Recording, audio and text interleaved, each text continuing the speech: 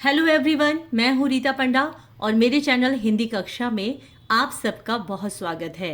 बच्चों, हम पढ़ रहे हैं आपकी हिंदी पाठ्य पुस्तक वसंत भाग 3 का पहला पाठ ध्वनि, जो कि सूर्यकांत त्रिपाठी निराला जी की एक छायावादी कविता है। तो अपनी आज की इस हिंदी कक्षा में हम करने वाले हैं इस कविता का संपूर्ण प्रश्न अभ्यास, जिसमें हम कविता से आगे अनुमान और कल्पना व भाषा की बात में आने वाले सभी प्रश्नों को करेंगे। बच्चों, इससे पहले की वीडियोस में मैं इस कविता के कठिन शब्दार्थ, उनसे वाक्य और कविता के हर एक अंश की व्याख्या के बारे में विस्तार से समझा चुकी हूँ, जिनका लिंक इस वीडियो के डिस्क्रिप्शन बॉक्स में भी आपको मिल जाएगा। अगर आपने उन वीडियोस को अभी तक नहीं देखा तो ज़रूर देखिएगा। इन वीडियोस को देखने के बाद आपको इस कविता का भाव और व्याख्या समझने में बहुत आसानी होगी और साथ ही साथ आपके एग्ज़ाम के लिए भी बहुत अच्छी तैयारी हो जाएगी, जिससे आप अपने एग्ज़ाम में भी अच्छा स्कोर कर पाएंगे। लेकिन इसके लिए आप चैप्टर से जुड़े हर वीडियो को शुरू से अंत तक पूरा ज़रूर देखिएगा और साथ ही साथ चैनल को सब्सक्राइब और बेल आइकन के बटन को प्रेस ज़रूर कर लीजिए, जिससे मेरी सारी वीडियोस और उनके नोटिफिकेशन आपको टाइम टू टाइम मिलते रहे। तो आइए जल्दी से शुरू करते हैं अपनी आज की कक्षा। बच्चों, कविता से भाग के अंतर्गत आने वाले प्रश्न इस प्रकार हैं। प्रश्न 1, कवि को ऐसा विश्वास क्यों है कि उसका अंत अभी नहीं होगा? उत्तर, कवि को विश्वास है कि उनका अंत अभी नहीं होगा, क्योंकि वसंत के रूप में एक महान उद्देश्य के आगमन से उनका कवि जीवन एक नई चेतना, आशा और उल्लास से भर गया है, जिसके कारण वे अपने जीवन के प्रति बहुत सकारात्मक, उत्साहित और आशावादी हैं और वे अपने उद्देश्यपूर्ण कार्यों से वसंत के समान ही समाज का नवनिर्माण करके चारों ओर यश, कीर्ति और आनंद फैलाना चाहते हैं। इसीलिए उनका अंत अभी संभव नहीं है। प्रश्न 2, फूलों को अनंत तक विकसित करने के लिए कवि कौन कौन सा प्रयास करता है? उत्तर, कवि ने फूलों को युवा पीढ़ी का प्रतीक माना है। इस प्रकार कवि फूलों के समान युवाओं को अनंत तक विकसित करने के लिए सूर्य के प्रकाश रूपी ज्ञान से उनके भीतर की सारी निद्रा और आलस्य रूपी अज्ञानता को समाप्त कर देना चाहते हैं, जिससे उनमें आशा और उत्साह के रूप में नवजीवन का संचार हो सके। कवि अपने इन प्रयासों से पुष्प रूपी युवाओं को नवनिर्माण के लिए प्रेरित करना चाहते हैं और अंतहीन विकास और प्रगति की ओर ले जाने वाले महान द्वार को दिखाना चाहते हैं। अर्थात कवि युवा पीढ़ी को उनके भविष्य और कर्तव्यों के प्रति सचेत करना चाहते हैं।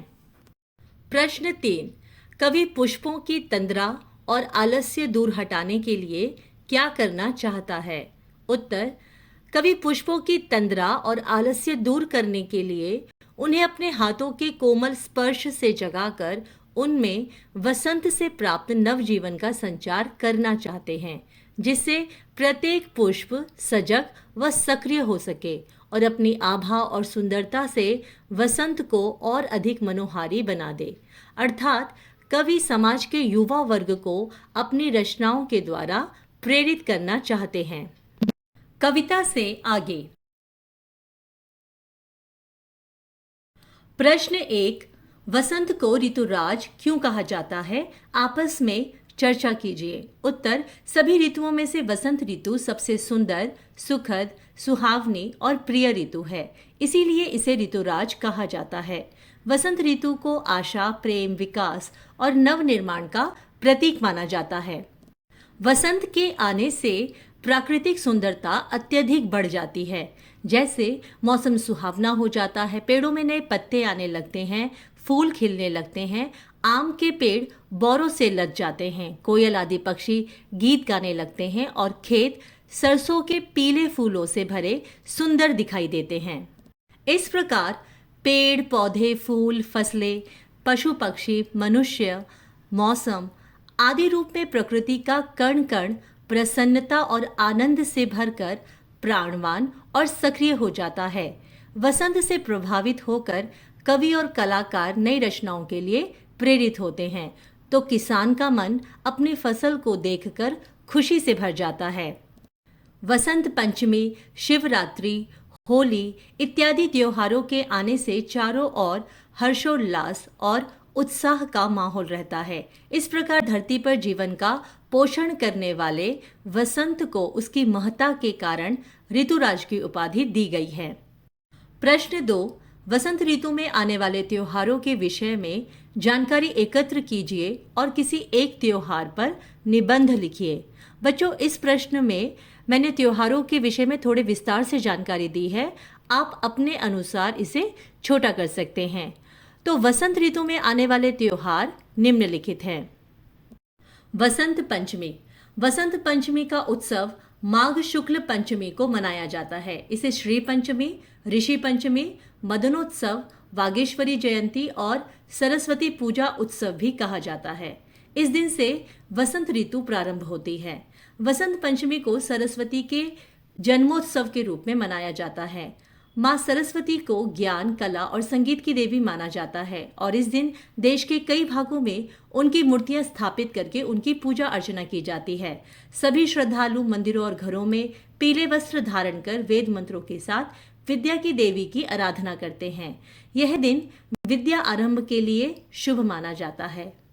अतः हिंदू मान्यता के अनुसार इस दिन बच्चों को उनका पहला अक्षर लिखना सिखाया जाता है। शिवरात्रि। शिवरात्रि का पर्व हर साल फाल्गुन मास के कृष्ण पक्ष की चतुर्दशी को महाशिवरात्रि के रूप में बहुत ही धूमधाम के साथ मनाया जाता है। इस दिन लोग मंदिरों में भगवान शिव के दर्शन करने के लिए जाते हैं और विशेष पूजा अर्चना व धार्मिक अनुष्ठान करते हैं। इस दिन देश भर में लंगर, मेलों आदि का आयोजन किया जाता है। बैसाखी। बच्चों, बैसाखी को वैसाखी के नाम से भी जाना जाता है। यह मुख्यतः कृषि पर्व है। यह त्योहार पूरे भारत में नई फसल की कटाई की खुशी में मनाया जाता है, लेकिन सिखों के लिए यह पर्व मात्र फसल कटाई आगमन का द्योतक ही नहीं बल्कि सिख भाईचारे और एकता का प्रतीक भी है। हिंदुओं में इस दिन गंगा स्नान करने का विशेष महत्व है। इस अवसर पर मेले आदि का भी विशेष रूप से आयोजन किया जाता है। नव संवत्सर अथवा हिंदू नववर्ष। नव संवत्सर को संवत्सर प्रतिपदा के नाम से भी जाना जाता है और हिंदू पंचांग के अनुसार इस दिन से नए साल की शुरुआत होती है। ऐसी मान्यता है कि इसी दिन ब्रह्मा जी ने सृष्टि का सृजन किया था। यह पर्व हमारी भारतीय संस्कृति का परिचायक है। नवरात्रि। बच्चों, नवरात्रि हिंदुओं का एक प्रमुख पर्व है। नवरात्रि शब्द का अर्थ होता है 9 रातें। इन 9 रातों और 10 दिनों के दौरान शक्ति यानी कि देवी के 9 रूपों की पूजा की जाती है। वसंत की शुरुआत को जलवायु और सूरज के प्रभावों का महत्वपूर्ण संगम माना जाता है। अतः यह समय शक्ति और ऊर्जा की प्रतीक माँ दुर्गा की पूजा के लिए पवित्र माना गया है। इस अवसर पर लोग सामूहिक रूप से लंगर, जागरण, कीर्तन आदि का आयोजन भी बड़ी धूमधाम व भक्ति भाव से करते हैं। रामनवमी। यह पर्व मर्यादा पुरुषोत्तम भगवान राम के जन्मोत्सव के रूप में मनाया जाता है। हिंदू पंचांग के अनुसार रामनवमी का त्यौहार चैत्र माह के शुक्ल पक्ष की नवमी तिथि को मनाया जाता है, जो चैत्र नवरात्रि का अंतिम दिन होता है। इस दिन विधि विधान से भगवान राम के बाल रूप व राम सीता जी की पूजा अर्चना की जाती है। होली। होली वसंत ऋतु में मनाया जाने वाला एक प्रसिद्ध भारतीय त्योहार है। हिंदू पंचांग के अनुसार यह पर्व फाल्गुन मास के पूर्णिमा को मनाया जाता है। रंगों तथा उल्लास से भरा यह त्योहार पारंपरिक रूप से 2 दिन मनाया जाता है। पहले दिन होलिका दहन और दूसरे दिन धुलंडी, जिस दिन लोग एक दूसरे को रंग, अबीर, गुलाल लगाते हैं। इस दिन लोग पुरानी कटुता व शत्रुता को भूलकर प्रेम, भाईचारे, सद्भाव और खुशी के साथ इस पर्व को मनाते हैं। इस प्रकार यह पर्व बुराई पर अच्छाई की जीत का प्रतीक है। बच्चों, ये थे वसंत ऋतु में आने वाले त्योहार और निबंध का लिंक आपको इस वीडियो के डिस्क्रिप्शन बॉक्स में मिल जाएगा। प्रश्न 3, ऋतु परिवर्तन का जीवन पर गहरा प्रभाव पड़ता है। इस कथन की पुष्टि आप किन किन बातों से कर सकते हैं, लिखिए। उत्तर, पृथ्वी द्वारा सूर्य की परिक्रमा करने से ऋतुओं में परिवर्तन होता रहता है और सभी ऋतुएं बारी बारी से आकर अपने गुणों और विशेषताओं से प्रकृति के रंग रूप में परिवर्तन करती रहती हैं। चाहे फसल, वन, पशु पक्षी हो या मानव जीवन, ऋतुओं के इस चक्र से प्रकृति का प्रत्येक अवयव प्रभावित होता है। ऋतु परिवर्तन हमारे पहनावे, खान पान, रहन सहन, देशाटन, पर्व त्योहार आदि सभी गतिविधियों पर प्रभाव डालता है। जैसे कि ग्रीष्म ऋतु में बहुत ही ज्यादा गर्मी होती है, गर्म तेज हवाएं चलती हैं जिसे लू कहते हैं। गर्मी से बचने के लिए लोग सूती तथा हल्के वस्त्र पहनते हैं और अपने भोजन व पेय पदार्थों में ठंडी और तरल वस्तुएं जैसे लस्सी, सिकंजी, शरबत, दही आदि लेना पसंद करते हैं। इस ऋतु में आम, लीची, तरबूज, खरबूज आदि अनेक रसीले फल मिलते हैं। इस ऋतु में लोग पहाड़ी और ठंडे स्थानों पर जाकर घूमना फिरना या छुट्टियां बिताना पसंद करते हैं। इस ऋतु में गुरु पूर्णिमा, रथ यात्रा, महावीर जयंती आदि त्योहार मनाए जाते हैं। वर्षा ऋतु। भीषण गर्मी के बाद वर्षा ऋतु का आगमन होता है, जो गर्मी से तपती धरती और बेहाल जीवों के लिए राहत और सुकून लेकर आती है। खेती और फसल के लिए वर्षा ऋतु किसी वरदान से कम नहीं, पर वर्षा के कारण चारों ओर कीचड़ और पानी भर जाता है, जिससे घर से बाहर निकलने में असुविधा होती है। बारिश से बचने के लिए लोग अपने साथ छाता और बरसाती रखते हैं। वर्षा ऋतु में कई प्रकार के रोगों के फैलने की संभावना बढ़ जाती है, इसीलिए साफ सफाई और खान पान का विशेष ध्यान रखा जाता है। अधिक वर्षा होने से बाढ़ आने का खतरा भी बना रहता है। रक्षाबंधन, तीज, जन्माष्टमी, ईद उल जुहा, प्रकाश वर्ष, मुहर्रम, ओणम, गणेश पूजा, नवरात्रि, दुर्गा पूजा, दशहरा जैसे अन्य त्योहार भारत में इस ऋतु में ही आते हैं। शीत ऋतु। शीत ऋतु के आने पर मौसम में बहुत अधिक बदलाव होते हैं, जैसे लंबी रातें, छोटे दिन, ठंडा मौसम, ठंडी हवा, बर्फ का गिरना, सर्दी, तूफान, ठंडी बारिश, घना कोहरा, धुंध और बहुत कम तापमान। इसीलिए ठंड से बचने के लिए लोग गर्म ऊनी कपड़ों और रजाई कंबलों का प्रयोग करते हैं और साथ ही चाय, कॉफ़ी आदि गर्माहट पहुंचाने वाली वस्तुओं व भोजन का अधिक प्रयोग करते हैं। इस ऋतु में दिवाली, भाई दूज, क्रिसमस, मकर संक्रांति, लोहड़ी, पोंगल, गणतंत्र दिवस आदि त्योहार मनाए जाते हैं। वसंत ऋतु। सर्दी के मौसम के बाद वसंत ऋतु का आगमन संपूर्ण प्रकृति के साथ साथ मनुष्य के शारीरिक और मानसिक स्वास्थ्य को भी पोषण देती है। ठंड के कम होने से तापमान सामान्य हो जाता है, जिससे लोग बिना गर्म कपड़ों को पहने बाहर जा सकते हैं और खुले वातावरण का आनंद ले सकते हैं। इस ऋतु में रंग बिरंगे फूलों और सुंदर प्राकृतिक दृश्य का आनंद लेने के लिए लोग अपने परिवार और दोस्तों के साथ पिकनिक या सैर आदि का आयोजन करते हैं। इस ऋतु में होली, धुलंडी, रंग पंचमी, बसंत पंचमी, नवरात्रि, रामनवमी, नव संवत्सर, हनुमान जयंती और गुरु पूर्णिमा आदि उत्सव मनाए जाते हैं। इस प्रकार हम कह सकते हैं कि ऋतु परिवर्तन का हमारे जीवन पर गहरा प्रभाव पड़ता है। अनुमान और कल्पना के प्रश्न इस प्रकार हैं। प्रश्न 1, कविता की निम्नलिखित पंक्तियां पढ़कर बताइए कि इनमें किस ऋतु का वर्णन है। फूटे हैं आमों में बौर, भौर वन वन टूटे हैं, होली मची ठौर ठौर, सभी बंधन छूटे हैं। उत्तर, इस काव्यांश में निम्न विषयों का वर्णन किया गया है। पहला, आम में बौर आने का, दूसरा, वनों में भौरों की गुंजार करने का तथा तीसरा, होली के वातावरण में उन्मुक्त मौज मस्ती का। अतः इन सभी बातों से यह स्पष्ट होता है कि इन पंक्तियों में कवि ने वसंत ऋतु का वर्णन किया है। प्रश्न 2, स्वप्न भरे कोमल कोमल हाथों को अलसाई कलियों पर फेरते हुए कवि कलियों को प्रभात के आने का संदेश देता है, उन्हें जगाना चाहता है और खुशी खुशी अपने जीवन के अमृत से उन्हें सींचकर हरा भरा करना चाहता है। फूल पौधों के लिए आप क्या क्या करना चाहेंगे? उत्तर, मेरे अनुसार फूल पौधों के लिए निम्नलिखित कार्य करना उचित होगा। पहला, फूल पौधों में नियमित रूप से खाद पानी आदि देकर उनकी उचित देखभाल करना, जिससे कि वे सुरक्षित रहें और खूब फले फूलें।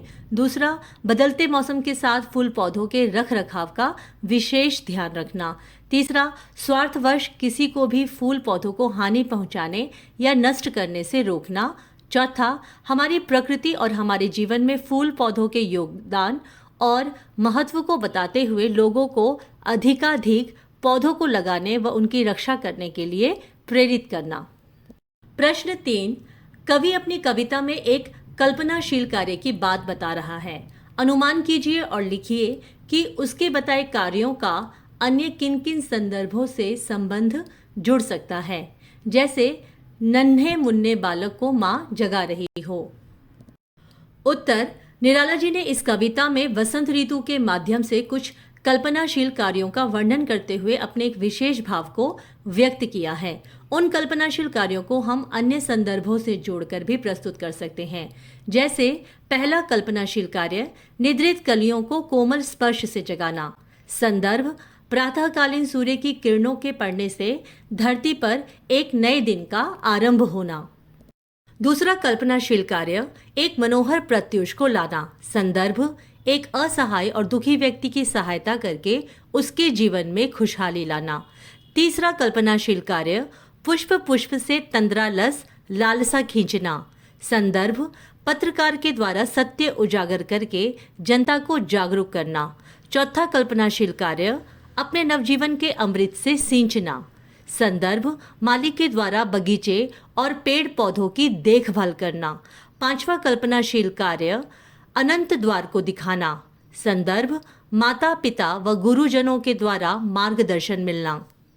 बच्चों, अब आइए करते हैं भाषा की बात के प्रश्न, जिसके अंतर्गत हम अलंकार क्या होते हैं इसके विषय में जानते हुए पुनरुक्ति, यमक व अनुप्रास अलंकार के विषय में विस्तार से समझेंगे और इसके साथ हम व्याकरण के अंतर्गत विशेषण विशेष्य के बारे में जानते हुए विशेषण के भेदों के बारे में पढ़ेंगे, जिससे कि आप भाषा की बात में आने वाले प्रश्नों को समझ पाएंगे और उनके उत्तर भी दे पाएंगे।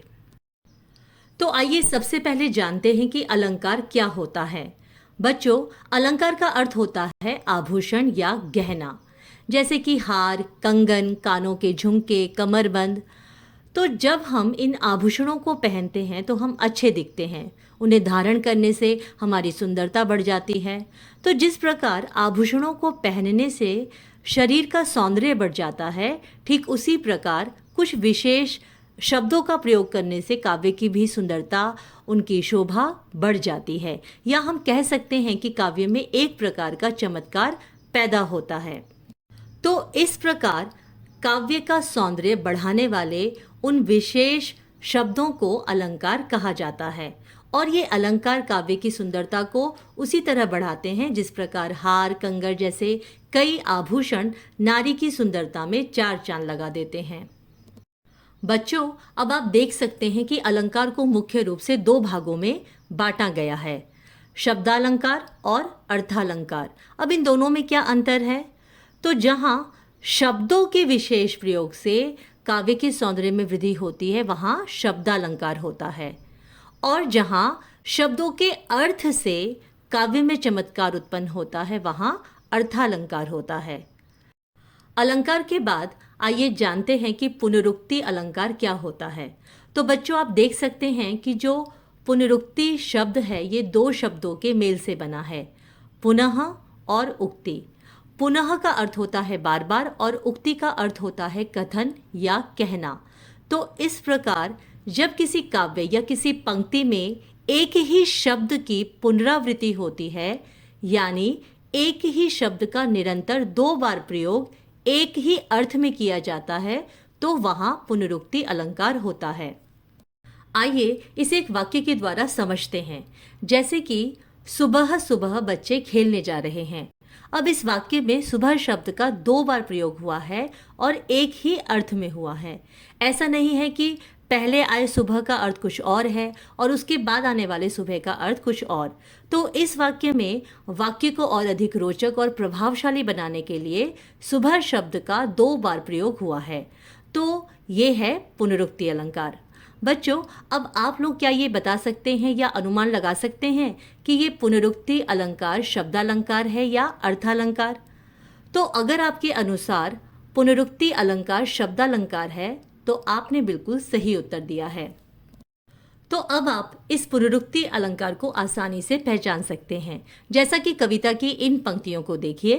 पहली पंक्ति हरे हरे ये पात, और दूसरी पंक्ति पुष्प पुष्प से तंद्रालस लालसा खींच लूंगा मैं।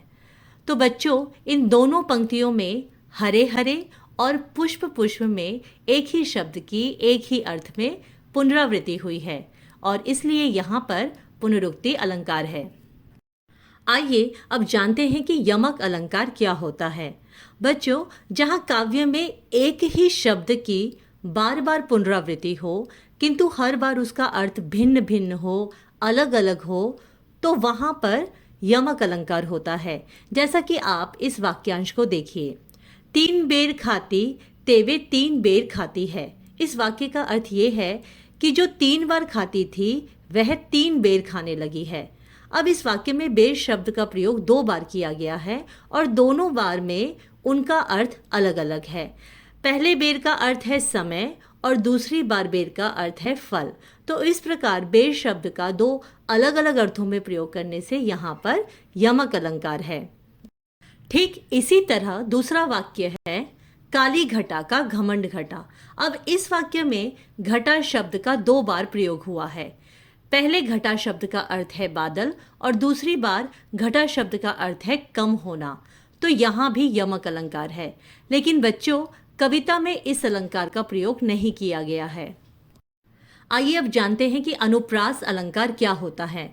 बच्चों, किसी भी पंक्ति में जब एक ही वर्ण की आवृत्ति बार बार हो तो वहाँ अनुप्रास अलंकार माना जाता है। जैसे कि यह पंक्ति देखिए, तरनी तनुजा तट तमाल तरुवर बहुछाए। अब यहाँ आप देखिए कि इस पंक्ति के शब्दों में त वर्ण की आवृत्ति बार बार हुई है, ये वर्ण बार बार आया है, अतः यहाँ पर अनुप्रास अलंकार माना जाएगा। ठीक इसी तरह चारु चंद्र की चंचल किरणें खेल रही थी जलथल में। अब इस वाक्य में च वर्ण की आवृत्ति बार बार हुई है और यहाँ भी अनुप्रास अलंकार है। तो बच्चों, अब आप क्या ये बता सकते हैं कि कविता में अनुप्रास अलंकार कहाँ आया है? तो आप कविता की इस पंक्ति को ध्यानपूर्वक देखिए, द्वार दिखा दूंगा फिर उनको। तो इस पंक्ति में हम देख सकते हैं कि द वर्ण की आवृत्ति बार बार हो रही है, जिसके कारण यह अनुप्रास अलंकार माना जाएगा। आइए अब करते हैं भाषा की बात का प्रश्न 1, जिसमें हम दिए गए पुनरावृत्त शब्दों का वाक्य में प्रयोग करना सीखेंगे। तो पहला पुनरावृत्त शब्द है बातों बातों में। वाक्य बातों बातों में उसने सबका दिल जीत लिया। रह रह कर। वाक्य रह रह कर मुझे अपने बचपन की याद आती रहती है। लाल लाल। वाक्य लाल लाल सेबों को देखकर बच्चों के मुंह में पानी भर आया। सुबह सुबह। वाक्य सुबह सुबह अचानक बहुत तेज वर्षा होने लगी। रातों रात। वाक्य अपने गीत से गायक रातों रात प्रसिद्ध हो गया। घड़ी घड़ी। वाक्य घड़ी घड़ी गुस्सा करना सेहत के लिए बहुत हानिकारक हो सकता है। बच्चों, आइए अब जानते हैं विशेषण और विशेष्य के बारे में। तो इसके लिए हम पाठ में ही दिए कुछ उदाहरणों को लेते हैं, जैसे कि मृदुल वसंत, हरे हरे ये पात और कोमल गात। अब पहला उदाहरण लेते हैं मृदुल वसंत। बच्चों, अब यहाँ आपको 2 बातों पर ध्यान देना है। पहला कि इस उदाहरण में वसंत कैसा है या वसंत को कैसा बताया गया है? मृदुल अर्थात कोमल, यानी कि जो वसंत है वो मृदुल है, कोमल है। तो इस तरह यहाँ पर मृदुल शब्द वसंत की विशेषता को बता रहा है, इसीलिए मृदुल शब्द विशेषण है। दूसरा, यहाँ मृदुल शब्द किसकी विशेषता के बारे में बता रहा है? वसंत की विशेषता के बारे में, जो कि संज्ञा शब्द है, इसीलिए वसंत शब्द विशेष्य होगा। तो इस तरह यहाँ पर मृदुल शब्द विशेषण है और वसंत शब्द विशेष्य। तो इस प्रकार वे शब्द जो संज्ञा व सर्वनाम की विशेषता को बताते हैं उन्हें विशेषण कहते हैं, और विशेषण शब्द जिन संज्ञा या सर्वनाम शब्द की विशेषता को बताते हैं उन संज्ञा या सर्वनाम शब्द को विशेष्य कहते हैं। जैसे कि इन उदाहरणों में देखते हैं, हरे हरे ये पात। यहाँ हरे हरे शब्द पात की यानी पत्तों की विशेषता को बता रहे हैं, इसीलिए हरे हरे विशेषण होगा और पात विशेष्य होगा। कोमल गात, यहाँ कोमल शब्द गात की यानी शरीर की विशेषता को बता रहा है, इसीलिए कोमल शब्द विशेषण होगा और गात विशेष्य होगा। बच्चों, अब संज्ञा या सर्वनाम शब्दों के गुण, दोष, संख्या, मात्रा आदि अलग अलग विशेषताओं को प्रकट करने के आधार पर विशेषण के 4 भेद माने जाते हैं। जिनमें से पहला है गुणवाचक विशेषण। गुण यानी कि क्वालिटी। तो वे शब्द जो संज्ञा या सर्वनाम शब्द के गुण, दोष, अवस्था आदि विशेषताओं को बताएं उन्हें गुणवाचक विशेषण कहते हैं। दूसरा संख्यावाचक विशेषण। तो वे शब्द जो संज्ञा या सर्वनाम की संख्या संबंधी विशेषता को बताते हैं उन्हें संख्यावाचक विशेषण कहते हैं। तीसरा परिमाणवाचक विशेषण। अब परिमाण यानी कि क्वांटिटी, यानी कि वे शब्द जो संज्ञा या सर्वनाम के मात्रा या मापतोल को बताते हैं उन्हें परिमाणवाचक विशेषण कहते हैं। चौथा सार्वनामिक विशेषण या संकेतवाचक विशेषण। तो वे सर्वनाम शब्द जो संज्ञा से पहले लगकर विशेषण शब्दों का कार्य करते हैं या उनकी ओर संकेत करते हैं उन्हें संकेतवाचक या सार्वनामिक विशेषण कहते हैं। आइए अब इन्हें उदाहरणों से समझते हैं। पहला वाक्य, बाग में लाल फूल खिले हैं। अब इस वाक्य में लाल शब्द फूल की विशेषता के बारे में बता रहा है, इसीलिए लाल शब्द विशेषण है और यह फूल के गुण को बता रहा है कि फूल लाल रंग का है, इसीलिए यह गुणवाचक विशेषण है। दूसरा वाक्य, राम ने मुझे 2 पेंसिलें दी हैं। इस वाक्य में 2 शब्द पेंसिलों की एक विशेष संख्या के बारे में बता रहा है, इसीलिए पेंसिल की संख्या संबंधी विशेषता को बताने के कारण यह संख्यावाचक विशेषण है। तीसरा वाक्य, मुझे 1 लीटर दूध चाहिए। अब इस वाक्य में 1 लीटर शब्द दूध की एक विशेष मात्रा के बारे में बता रहा है, इसीलिए यह परिमाणवाचक विशेषण है। चौथा वाक्य, यह पुस्तक मेरी है। अब इस वाक्य में यह शब्द जो कि एक सर्वनाम शब्द है, लेकिन यहाँ इस वाक्य में ये पुस्तक की ओर संकेत करते हुए उसकी विशेषता को बताने का कार्य कर रहा है, इसीलिए यह संकेतवाचक विशेषण है। बच्चों, तो ये था इस पाठ का संपूर्ण प्रश्न अभ्यास और मैं आशा करती हूँ कि आज की ये वीडियो आपके लिए बहुत ही हेल्पफुल होगी। बच्चों, अपने नेक्स्ट वीडियो में हम इस कविता के हर एक अंश की सप्रसंग व्याख्या लिखना सीखेंगे। तो आपको ये वीडियो कैसी लगी कमेंट करके मुझे ज़रूर बताइएगा और अगर आपका कोई प्रश्न हो तो आप उन्हें भी मुझसे शेयर कर सकते हैं। चैनल को सब्सक्राइब और बेल आइकन के बटन को प्रेस ज़रूर कर लीजिए, जिससे मेरी हर नई वीडियोस के नोटिफिकेशन आपको टाइम टू टाइम मिलते रहें। और साथ ही इस वीडियो को लाइक करना और अपने दोस्तों के साथ शेयर करना बिल्कुल मत भूलिएगा। तो मिलते हैं अगली वीडियो में। आप सब इसी तरह खुश रहिए, स्वस्थ रहिए और हिंदी पढ़ते रहिए। धन्यवाद।